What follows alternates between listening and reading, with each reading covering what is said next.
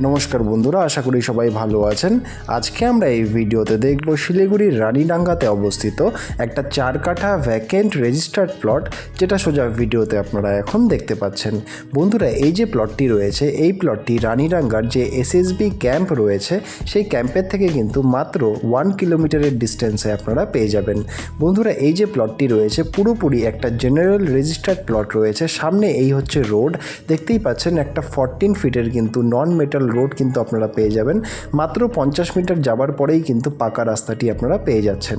বন্ধুরা, মাত্র 1 কিলোমিটার ডিস্টেন্সে খুব দারুণ একটা প্লট রয়েছে অল্প দামের মধ্যে।